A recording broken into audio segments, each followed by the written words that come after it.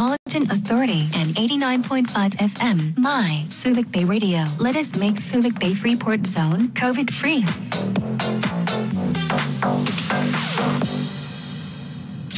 The Morning Brew. The Morning Brew.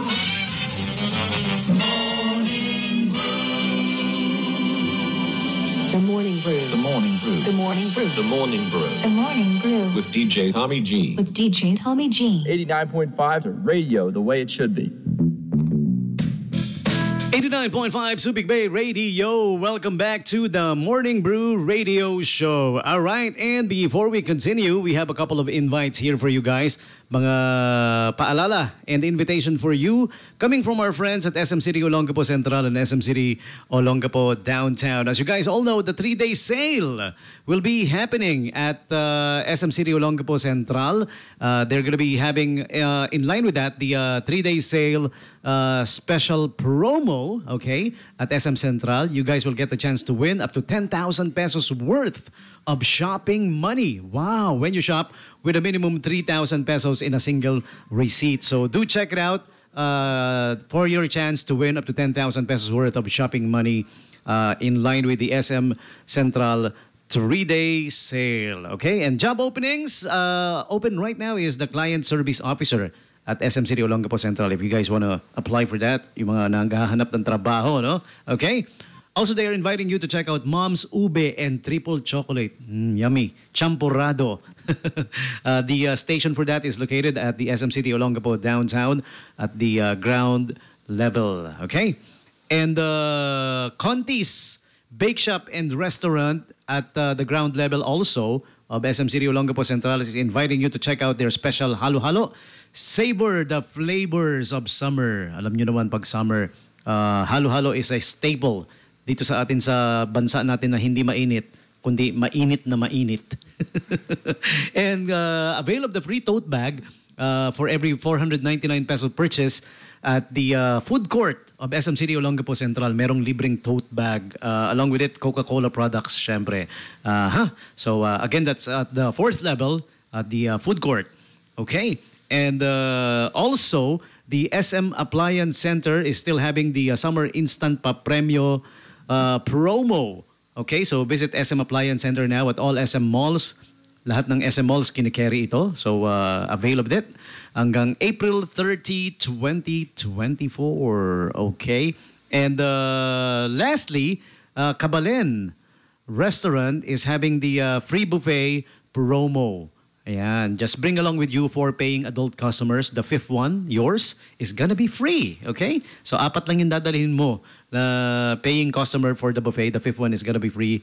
That's yours, okay? Don't forget to bring along with you your SMAC card, the SM Advantage card. Okay, so those are the invites for you guys.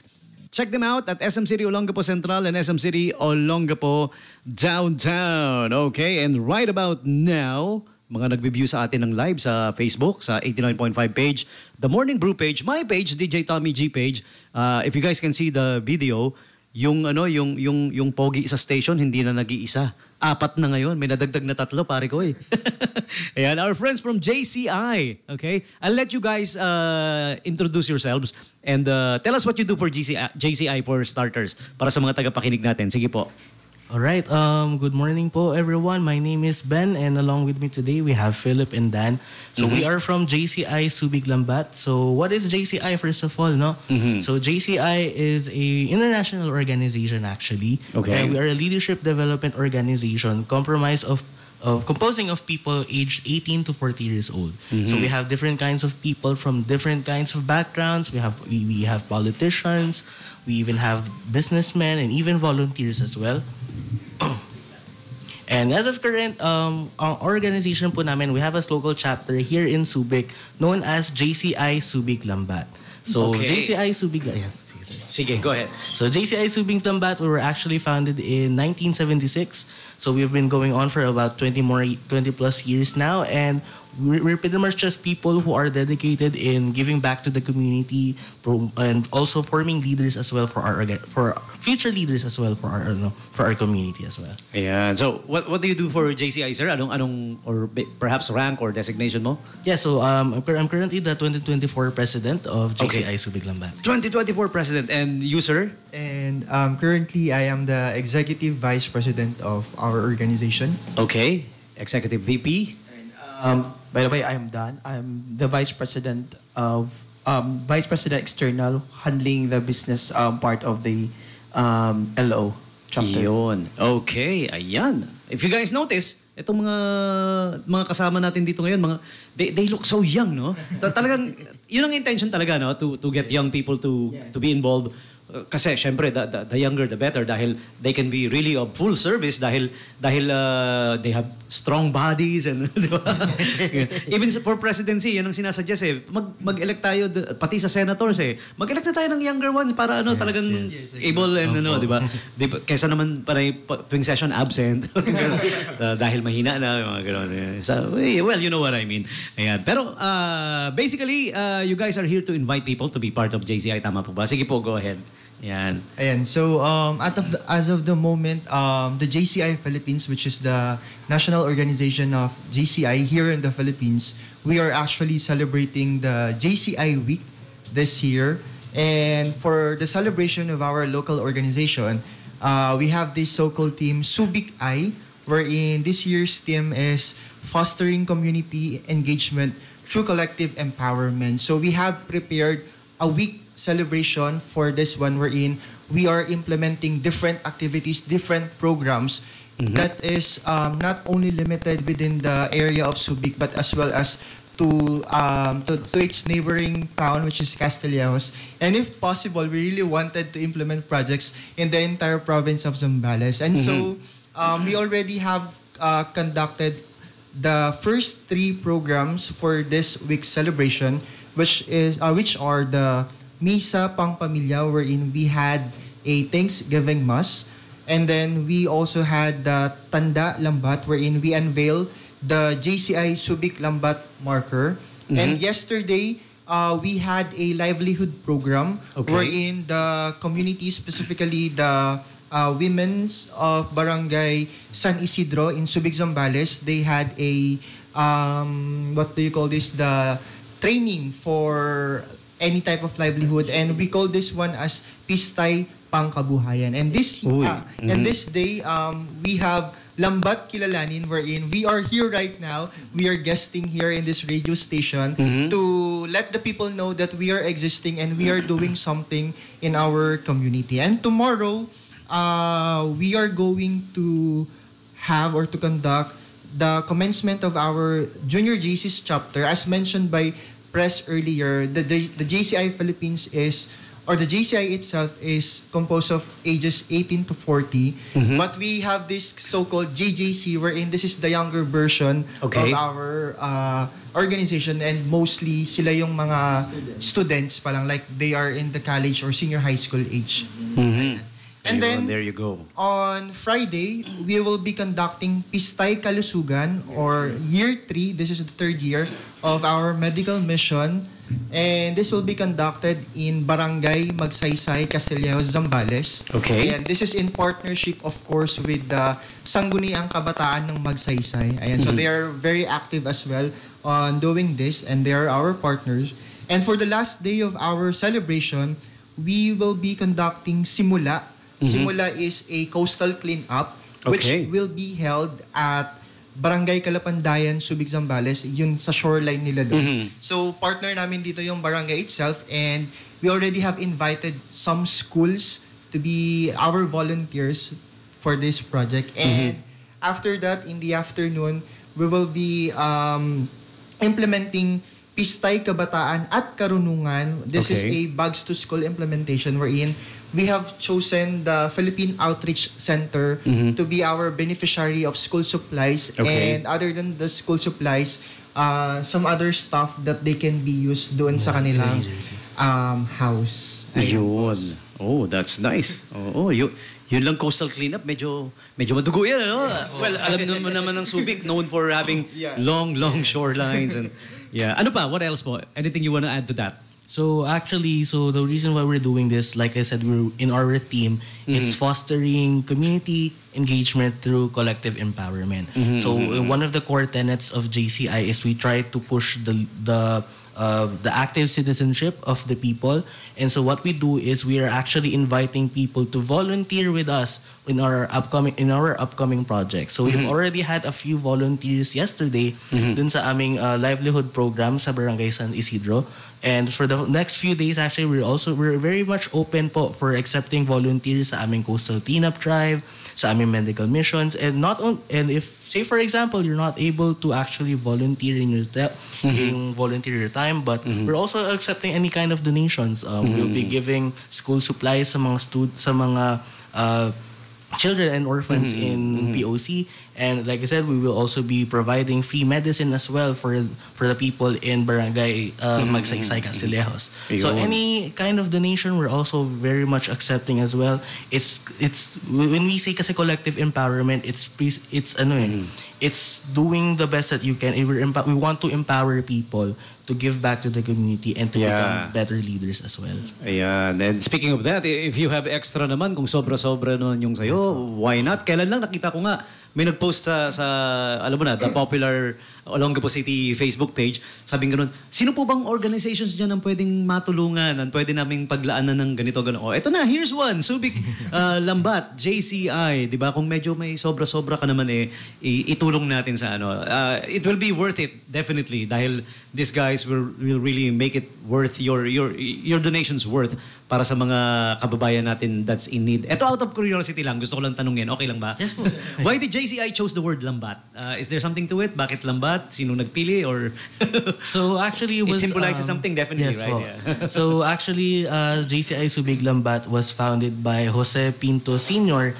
in the year 1976. Okay. So our founding father he's actually a fisherman.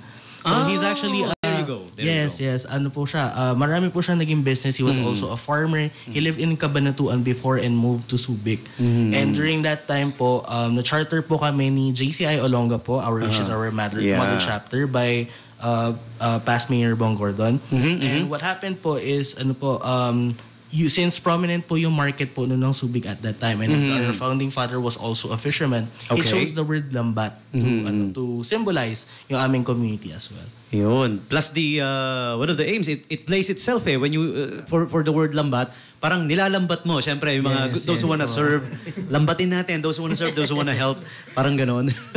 Yeah. Okay. Anything else you wanna add to that? So actually, we would like to thank din po pala yung mga aming buyers from our previous project way back po in December, no, when we had our Bancheto po. So we were actually one of the sellers po doon, and if you recall, kami po yung banda dun sa likod na sumisigaw na please buy legalized clothing, buy one shirt, donate one bag. So we were actually able to donate at least about 150 bags to students and to indigenous people actually of Sitio Kanaynayan in Castillejos. So that was held actually in last December in here you go. Yan sa bahay po ni Ramon Magsaysay, and during that time po it was actually a gift giving activity, and we were in collaboration with many different organizations. Thankfully dun sa mga nakabili po sa legalized clothing is nakabili po kami ng more than 150 bags to supply po sa mga sa incoming school year ng mga indigenous kids, indigenous children ng ng Castillejos. Yeah. Aside dati sa Bancheto, di ba, we had that. Pero outside Bancheto and yung mga gustong bumili ng shirts, where are you guys selling them this time? Actually, May pwesto Legalized ba? May Clothing shop ba? is just our partner. So parang nakausap lang namin sila to partner I because see, okay. during that specific time only. But other than that, we are no longer connected with them. Okay. All Pero right. looking That's a forward, nice project. Maybe you can continue. Yes. Pero if they wanna- we're actually looking for partners. So if ever na may mga Ayun, there you private or mga brands na gusto na makipag-partner sa amin na para sa mga sa mga projects namin in the future, Yeah. highly ini-encourage namin kasi nga Yeah. sometimes yung collaboration kasi ng sa community or yung mga brands community, mas madami silang parang nabibigay na na ideas sa amin. So if ever na meron sila, nanonood sila dyan. Yeah, yung mga nakikinig ngayon. That has businesses. And, all mga business ngayon, yung mga startups. So we highly encourage them na to connect with us. We're available sa Facebook, meron din Instagram. So they could also email their proposal, or if they have parang mga shops na pwede namin puntahan. Yeah, So we could do like meeting. Yeah. So pwede namin gawin yun. You guys can talk about it. Yeah. So, other than the good marketing that this can give, syempre, yung pagtulong pa rin yung the help it can extend para sa mga kababayan natin in need. Ayan, those are great ideas. And, yeah, thank you so much. So, ano pa? Is there anything else we wanna discuss? Yes. We wanna talk about? Sige po. So actually in JCI in general, meron po kami tinatawag na 4 areas of opportunity. So that's the reason why we're here today is we want to invite people and to tell people na may iba't iba pong klase of, there are 4 kinds of opportunity if you join JCI, and particularly as well in JCI Subic Lambat. So the first area of opportunity that we have for people who would like to join is individual growth. So if you are someone who would like to improve your character, you would like to improve your skills, any kind of leadership skills, or say for example, you're someone na hindi po marunong before sa public speaking, in JCI, if you do decide to join JCI, is mahihinang po kayo and matutulungan namin kayo on how to become better public speakers. Ako personally, hindi po talaga ako, I'm not really a good public speaker, but in my years in JCI is unti-unti naman kahit pa paano po, nag-improve na po rin po. And at the same time, it also teaches you on how to adapt, and it throws you different kinds of problems, and you learn on how to become how to solve through those problems as well. Especially using only the limited resources that you have. Kakaiba po yung learning experience and growth na you can get if you do decide to join JCI. Our next area of opportunity is community development naman siya. So for anyone who would really like to give back to the community as well, so we do conduct national projects and other kinds of sustainable projects. So one of development opportunities that empower young people to create positive change. So, ang pinaka-goal kasi din namin sa JCI is to improve your character and also create positive change as well to the community. So, our next naman po na is business development din naman. So, for business development is actually when you do decide to join JCI, like I said earlier, is maraming iba't ibang backgrounds yung people sa JCI, and lots of them are actually businessmen. So in JCI, actually, marami sa kanila is nag-make ng connections with each other, and at the same time, we even have some prominent figures who are previously members of JCI. We have Congressman Jude Asidre of Tingog Party List. He was our former national president. We also have our Senator JV Estrada. He was also our national president a few years ago. We even see Congressman J. Kong Hoon. He was actually a former member of JCI Subic Lambat. And if you're thinking they're just politicians ang members ng JCI, not entirely. So we even have so you see Henry C. is actually a former member of JCI Manila, and we even have Pauline Amilinks actually. She at a Miss Universe or Miss Philippines Miss Universe first runner up yata or first runner up. Okay. CJ Opiaza pala yun. She was also she was actually a president last year. So we have different kinds of so when you enter JCI, you get to meet a lot of networks that can help improve even your business as well. Last but not the least is yung international cooperation din natin. So I think I have so I for myself, in JCI kasi we're an international organization, so you get to meet also a lot of people from other countries. Personally, I haven't been gone to a different country yet. I haven't met someone yet from JCI from a different country, but I have these two young gentlemen with here who can explain kung ano ba yung experience in meeting JCI. Go ahead.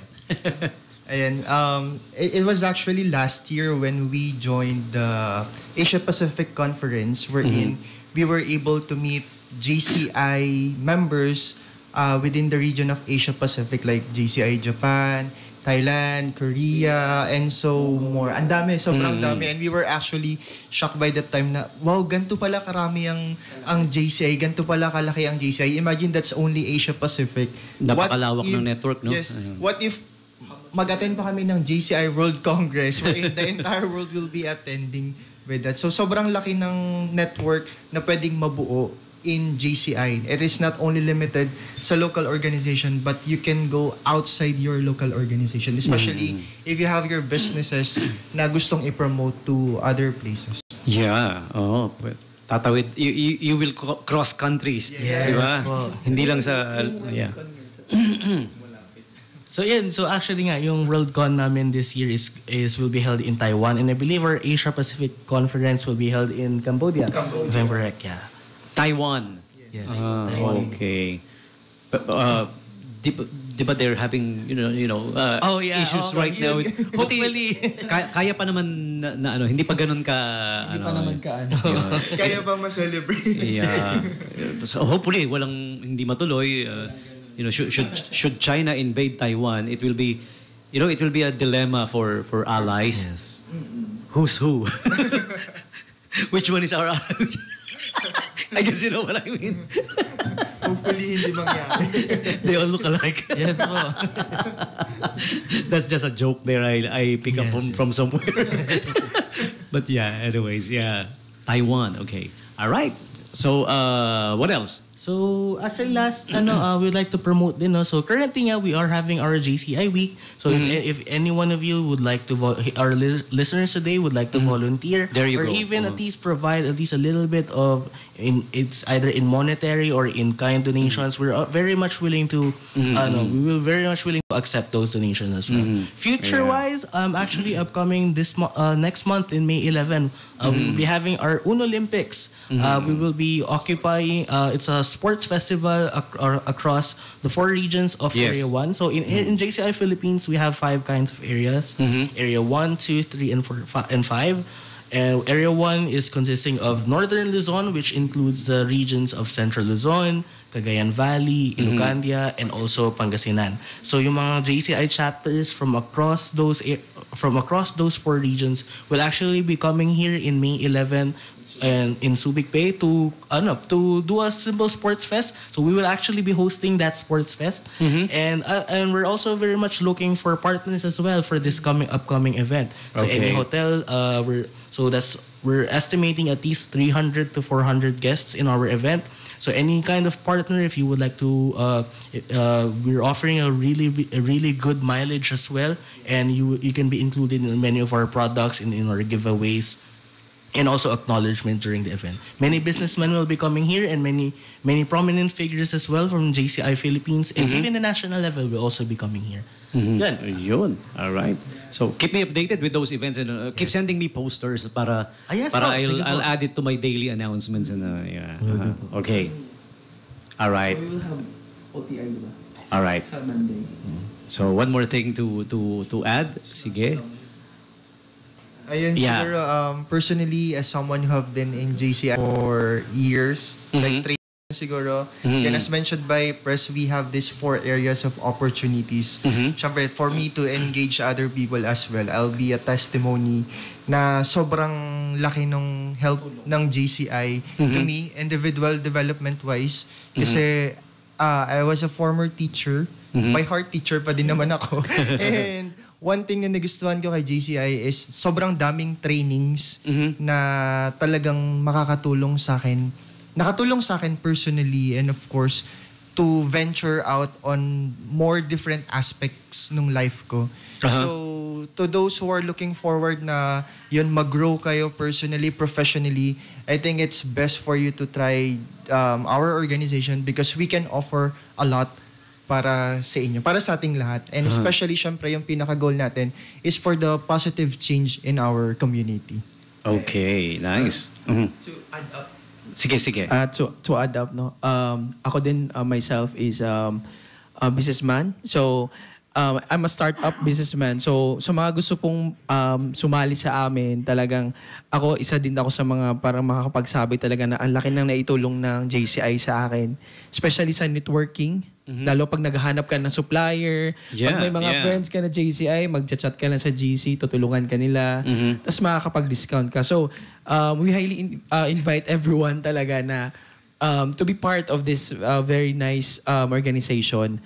Kasi it will not help you to step up dun sa business na side mo. Pero at least yung personal development, grabe yung impact. Kasi parang kung someone ka lang na parang nasa bahay lang, marami kang extra time.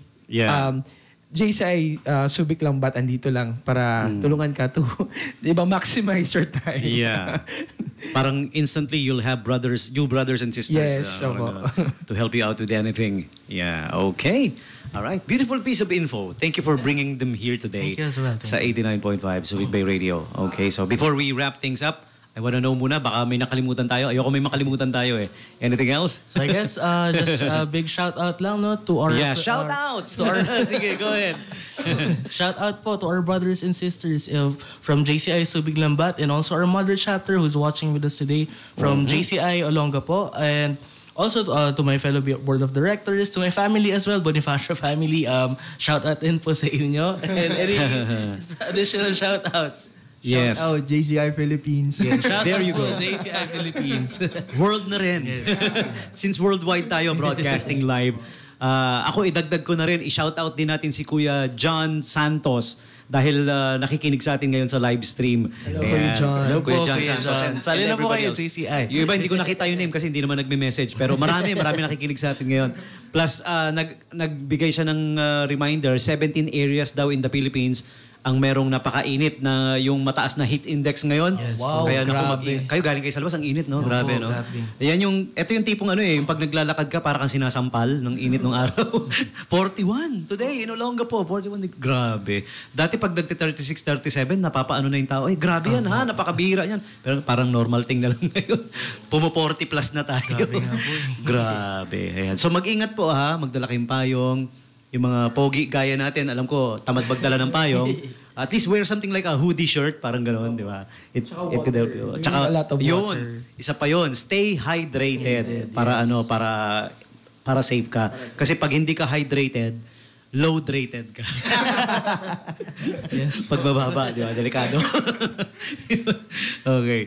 Ayan, thank you again, guys. Maraming salamat for dropping by. And again, for those who want to join, just get in touch with them. You guys have your Facebook page. Yes, we do. The contact details are there. Kahit mag-messenger doon or ano nga po yung to be exact, ano yung isa-search sa Facebook page? So just search JCI Subic Lambat and lalabas na rin po yung... Yun na yun, JCI Subic Lambat. Ayan. Okay, again, thank you. Maraming salamat. Maraming salamat so din much also, po. DJT. Yeah. Keep me updated on the upcoming events. Pasahan nyo lang Yes ako po. ng message. Announce natin daily. Thank you po. Alright. Okay, JCI, Subic Lambat, ladies and gentlemen. And we need to take the quick top of the hour break. We will be back with more. Stick around. Subic Bay.